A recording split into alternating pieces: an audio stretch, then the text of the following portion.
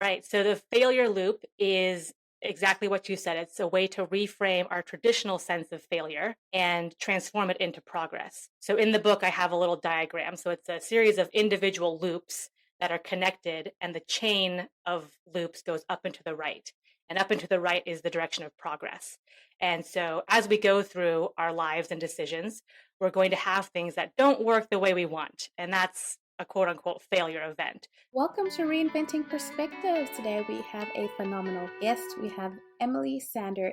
Emily, tell us, who are you and what's your mission? Well, thank you for having me, Priscilla. I came from the business world. So I've worked 15 plus years in corporate America, and those were predominantly leading or managing client facing teams. And I worked my way up to executive leadership and most recently served as chief of staff. So serving our CEO and making sure all of the members of the executive leadership team were aligned on business priorities, et cetera. And several years ago, I was reflecting on the previous jobs I had and said, what were the favorite things of those jobs? What really resonated with me or things that I remembered? And it was the one on one interactions that I would have with people and helping them get to their next level. So, whatever that was for them, if that was an actual promotion and career advancement, if it was helping them get to their next level of confidence or speaking up at a team meeting, that's what I found rewarding and fulfilling. And so once I found out that coaching was a thing, and oh my goodness, I was coaching before I knew what a coach was, then I decided to go get certified as a coach and started my own coaching practice. And that's what I do today. Coming from corporate to now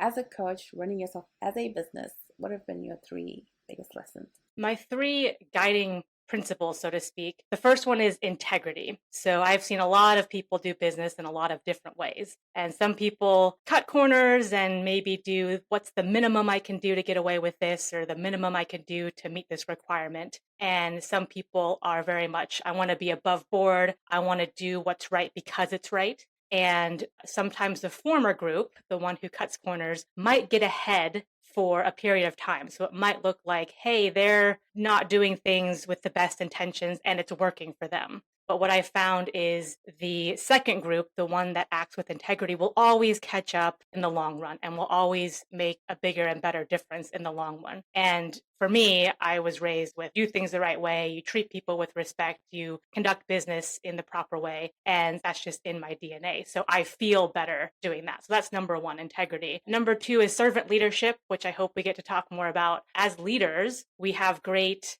power, and with that comes great responsibility. And I think there's a really big difference between a leader who wakes up and says, what's in it for me today? And how can I make myself look good? And how can I get myself ahead? Versus a leader who wakes up and says, how can I serve my team today? How can I make their lives a little bit easier? And people can feel that difference. That's the second one. And the third one I would say is have fun. So we talk about serious things and maybe we're making serious decisions, but there is a time and place for adding some lightness and levity to the situation or having those fun moments with team members. And that's kind of the glue that holds the team together in a lot of scenarios. So those would be my three. The wall behind you, it says greatness, legacy, vision. What am I looking at? Yeah, so those are the elements of success, and they're in the format of the periodic table of elements. So I thought that was a cool way to do it. But yeah, greatness, hustle, legacy, vision, those type things are just a good reminder to all of us about the ingredients that go into success. Oh, I love it. This is going to be a great conversation. Now, you have a fantastic book that's out, Hacking Executive Leadership. I love it. And I'll tell you why I really, really liked it. Because I feel like as entrepreneurs, sometimes we do this click thing where we stick with other entrepreneurs. And then it's like we have people who are in corporates and the executives in their own little, circle there. And yet we're in the market together. It's great that I'm talking to an entrepreneur who's been in executive corporate environment. So please tell us, what's the premise of this book? Yeah, so Hacking Executive Leadership, I actually wrote that during COVID lockdown, and a book was a one day thing. One day I'll get to that. I think I have a book in me. But the book is really a combination of the lessons and takeaways that I've learned in the 15 years in the corporate world, combined with the lessons I've learned from coaching different business professionals and different business leaders from all around the world. So it's distilled down into a pretty quick read. I know people are busy, and I'm pretty to the point and try to give people frameworks that they can go apply in multiple different scenarios. And I found that to be most helpful. So over my years in business and in coaching, recurring themes kept coming up over and over again, where this seems to help people and this seems to be, oh, aha, once I have that and I understand how that works, I can apply it to my situation with myself or my team, and it helps me get further. So that's what the book is. What is the swizzle concept? I don't even know what swizzle means. You've never heard it before because that's a word I made up, and I was stressed and tired one time, and I was trying to tell my team to do something, and I said, guys, let's just swizzle the 3 decks we have into a new one. What I meant by that was, let's take the relevant slides and content from 3 previous PowerPoint presentations we had done into what we needed for a new one. So take the best of each, reformat, reorder them, have it make sense, but then have this new slide deck. So that's how it came about. But the principle is ways to be creatively resourceful. And the example I always give is I was listening to a podcast with Floyd Mayweather, and he is a champion boxer. I don't know anything about boxing, but they were talking to him about what makes him the best. Is it his training or his diet? You're known for your quick footwork and hands and all this. And he finally said, it's none of that. It's my adaptability, and it's my ability to adapt to an opponent, to each round, to each punch. And I do that the best. And that's what makes me the champion. And me listening to that, I had, oh, aha, light bulb. I'm not a boxer, but I can apply that principle and lift it and shift it, so to speak, into my world, which is business. And it has so many applications there. So am I adapting to the market? Am I adapting to customers? Am I adapting to my internal team meetings that I have this week versus next week? To call to look in different areas of your life and say, is there something that I can pull from this area and apply it in that will make sense and help me get further, and just be open to all these different data points and all these different lessons I can learn from and pull in my spheres of influence and spheres of life. I like Floyd Mayweather too. So I don't know anything about boxing, but I do like to listen to just the mindset behind what people who've reached these high levels, how they think. For the person who says, oh, I like order and I like to have a routine, and I don't like to have to switch that up. It puts me off my game when I have to switch things up. As a coach, what would you say to that person? If you knew me 10, 15 years ago, that was me. So I was very plan oriented. I like having a plan. I like knowing what's going to happen when and how things are going to work. Of course, anyone who's lived past 20, 25 years of age knows that life is full of change. So that quote, the only constant is change itself. And I work with people on becoming more comfortable with, hey, things are going to happen that you don't expect. As a leader, developing that skill of adaptability and leading yourself well through change, so therefore you can lead your team well through change, is something positive to go after. And so one of the big mindset shifts that I work on is most people listening today, when they think of change, they automatically slap a negative label. Change is bad. Oh, if something changed unexpectedly, I don't like that. That's bad. And we can go into the whole psychology of it, but human brains don't like change. We're just wired not to like that. So you need to catch yourself and be self-aware and say, oh, I'm having that reaction. Instead of saying, I'm going to slap a negative label on that, say, change is neutral. Change in and of itself is a neutral event. And so at least bring yourself to neutral and be open to the different possibilities. So whenever something shifts or moves around on you, there might be negative things that happen, but there also inevitably will be doors that open or opportunities that present themselves because of that. And you might not see that yet or might see that initially, but just being open to that possibility will help you look for them. And if you're actively looking for them, then you'll find them more easily. So that would be the first thing I would say. Change is neutral. I'm going to remember that one.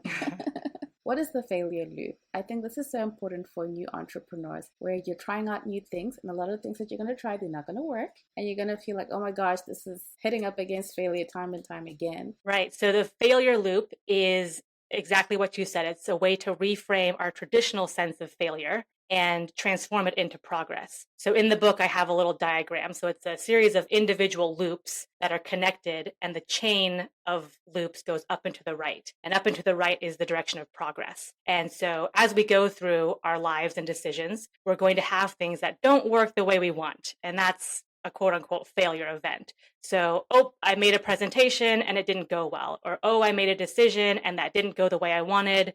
Now I'm embarrassed in front of family, friends, and colleagues. And that failure event is the part of an individual loop that goes back down into the left. So if you have a loop, there is a section that goes back down into the left, which is the opposite direction of progress.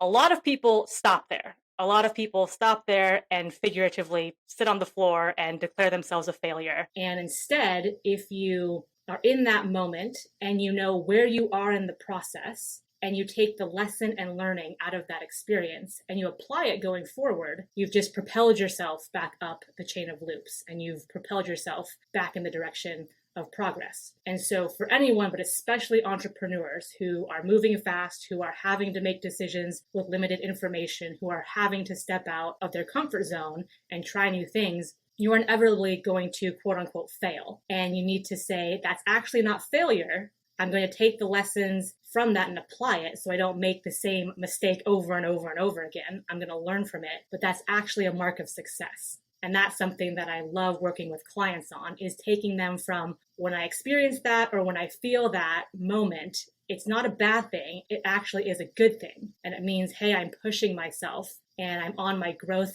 edge and I know where I am in the process. So I almost look forward to it, because that means I'm moving in the right direction. And instead of being a mark of failure, it's a mark of success. I love the way that you explained those single chains of failure and how to move yourself forward. What has been for you the biggest business failure, and how did you propel yourself forward? What comes to mind is the decision to actually go into my coaching practice full time. I was working full time in a quote unquote real job for a while and then doing my business practice on the side. And that made sense for a while, but there was a lot of internal discussions with myself and external discussions with other people about when to make that leap and put all the chips in, so to speak, and go full time. I probably should have done it sooner. There was arguments for that and against that, but just being able to have the confidence and have the faith and to kind of set yourself up well so you feel like, yes, I can take this leap. It's always going to be a risk, but such is life, and life is short. And so being able to push myself a little bit further, a little bit harder, and probably a little bit sooner into doing that, because it's been so rewarding, so fulfilling. And that's probably something where, oh, okay, going forward, I know if it feels right and you've done all the checks and balances, don't delay that just because you want to be prudent or even more thoughtful or overthink something. Just do it. Great lesson there. What is the 3 circles framework? 3 circles is a way to help you with decision making. And there's multiple ways it can happen, but 3 circles are a math equation, but a simple one. Circle 1 plus circle 2 equals circle 3. And so how it works is an external event will land in circle 1. So it might be in business, it might be a team meeting that you're leading. And oh my goodness, Jane over here decides to have an angry outburst and start shouting and derailing the meeting. So that is the external event. That's in circle 1. And so you actually go, okay, this is happening. What do I want to have as my ideal outcome? And that's actually circle 3. So you skip circle 2 real quick and say, what do I want to have happen? And that's an important step, because often we skip that and we react in a knee-jerk way. And defining what you actually want to have happen in this scenario is important. And then once you define that, let's say it's, hey, I want to acknowledge what Jane is saying, but also calm people down and get this meeting back on track and focus on the original agenda. That's circle 3. Then you can reverse engineer or take a quick step back into circle 2. And that's where you come into play. That's where, what do I need to say or not say? What do I need to do or not do to give myself the highest likelihood to get to circle 3? And so it might be saying, hey, Jane, I hear that you're very upset and you're frustrated. I care a lot about budget allocation to that project as well. That is on the agenda. We need to talk about that as a group to figure out the best way to distribute the funds, but we will certainly get to that. That's circle 1, circle 2, and circle 3.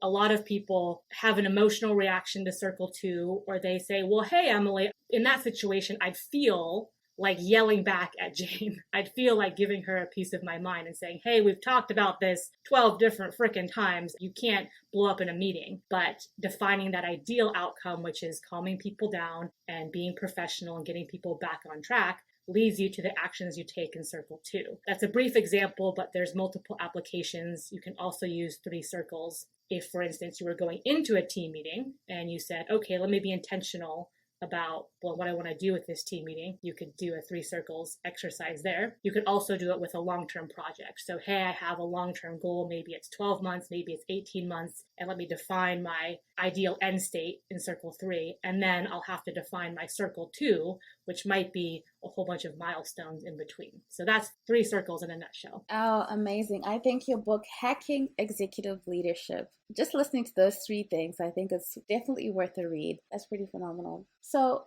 for you, what would you say has been the skill that has had the biggest impact in terms of just return on how you run your business? Hey, small business family, quick pause here. If you've been listening and thinking, I need help getting clear on my message and how to actually market this amazing thing I've created, I've made something just for you. It's called the Clarity Intensive, and it's 2 focused sessions, one-on-one, where we untangle your ideas, map out your next best move, and build a foundation for real business momentum. If you're done thinking what's the right thing to do, and you're ready for a customized strategy that fits you, this is for you. You'll find the link in the show notes, or you can visit the website www.reinventingperspectives.com/shop, and you'll see our Clarity Intensive 1-to-1 marketing coaching. Let's get back to the show. I think it's around decision making, and it's finding the balance between how you make decisions. So what I mean by that is some people, if you think of a spectrum, some people are very emotional decision makers, knee-jerk reaction, and probably need to take a little bit more time. On the other end of the spectrum, it's I want to think about something, I want to think about it some more, I want to do a spreadsheet on the pros and cons, I want to color code the spreadsheet, and they probably need to move a little bit faster. And so me getting to know my decision making style and what makes me comfortable, and then saying, okay, I'm self-aware enough to know that, but what does this situation call for? And it might call for something else. I've really focused on that and try to discipline myself to that, because I'm towards the overthinking and I don't move quickly enough. So in business, there are times when you don't have time to think and you just have to make a decision and make a call. And certainly in my own practice, I'm my own boss, so I can take as long as I want, but that might not be the best answer to this situation. So it's Emily, try this thing, fail forward, fail fast. And then if it doesn't work, like we talked about before, use the failure loop to learn from it and move forward. Decision making is a key one, and knowing your default decision making approach, and then also what the situation calls for is big. Yeah, that's a good one. I think I'm a lot like you. I tend to like to analyze some more, and then be sure, how did you kind of move yourself across a little bit? And how would the person on the other end move themselves a little bit the other way? Yeah, as with anything, the first step is awareness. So if you're listening to this and you're like, I don't really know my decision-making style, take inventory of that and say, okay, let me think about the last couple decisions I make, or pretend you have a decision coming up and see how you respond to that. And then sometimes your default decision-making process could be the right one. So I'm not saying whatever you're doing is automatically wrong. Sometimes it's appropriate, but there's often times where you have to shift it around. So for me, I know that, hey, if I feel a little bit uncomfortable and I feel like I'm pushing things too quickly, that actually could be okay. That actually could be a good thing and the right thing to do, and be able to say, I feel a little bit uneasy about this, but it's moving in the right direction.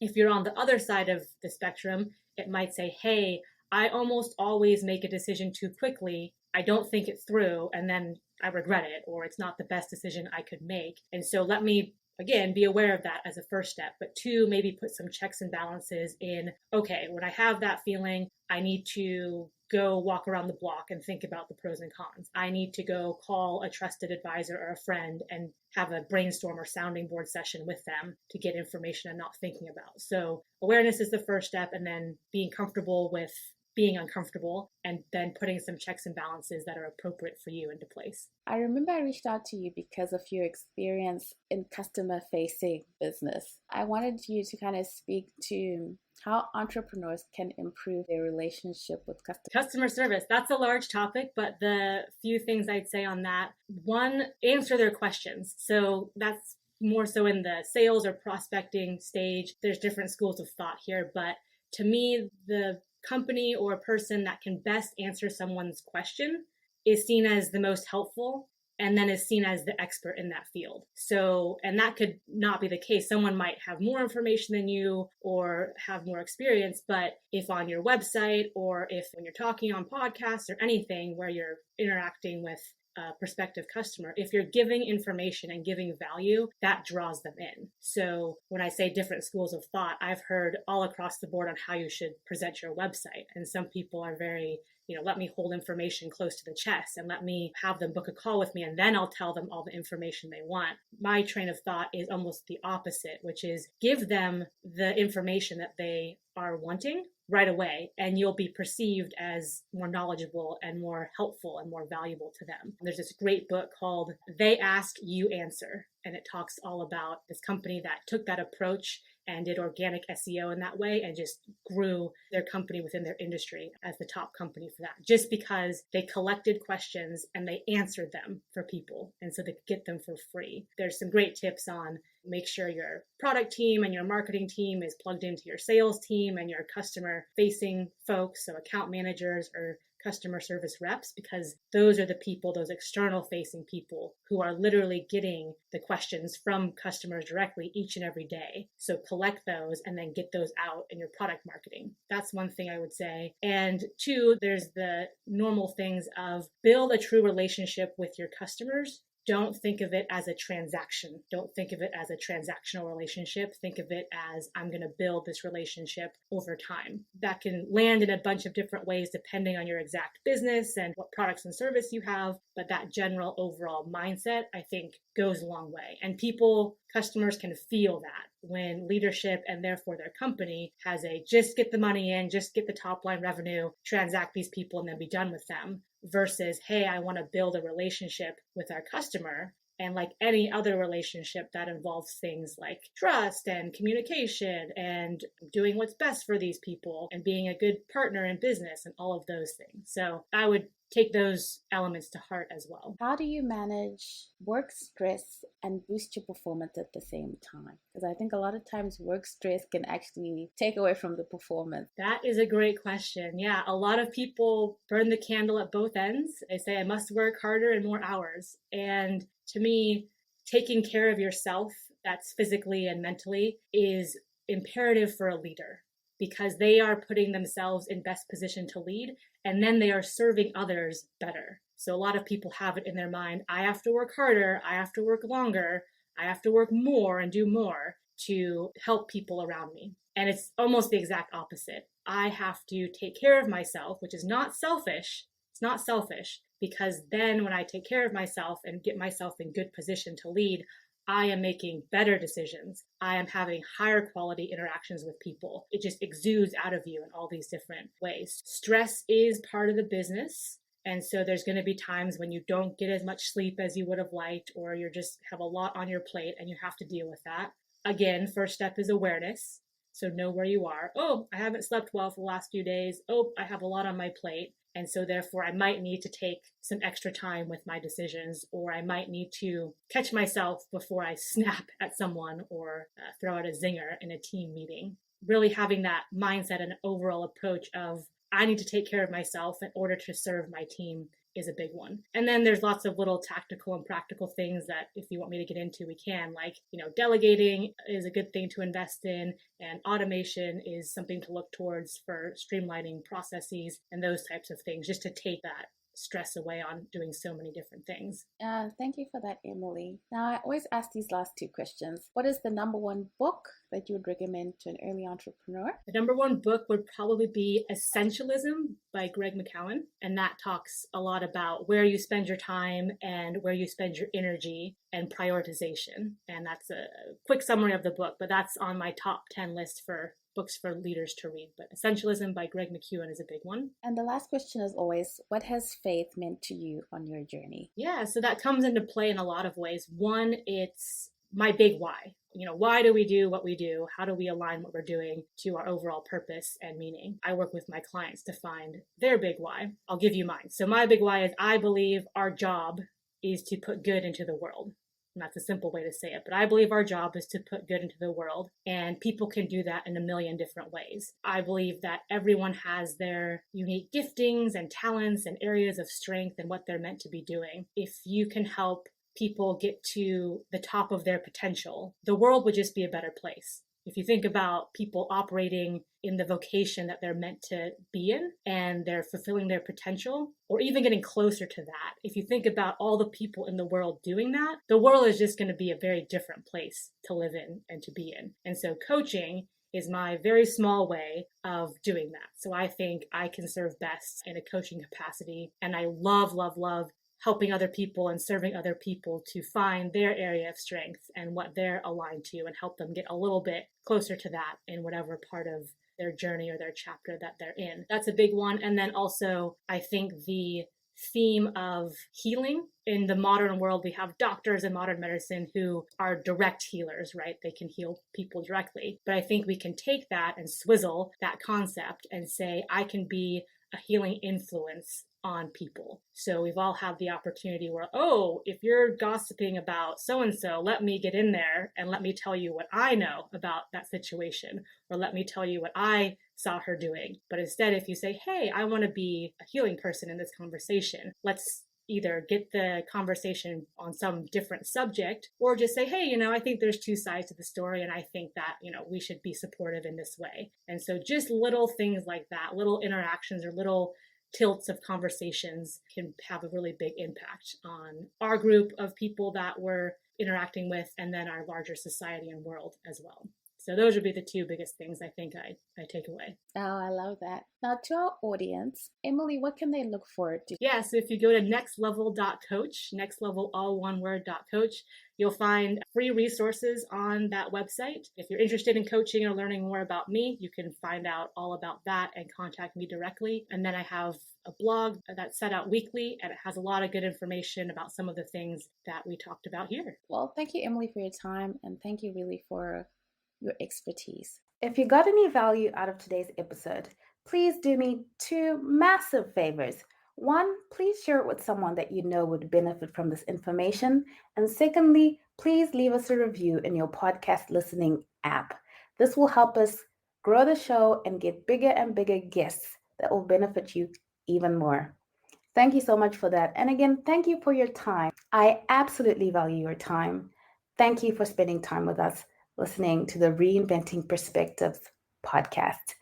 Thank you, and see you again next week.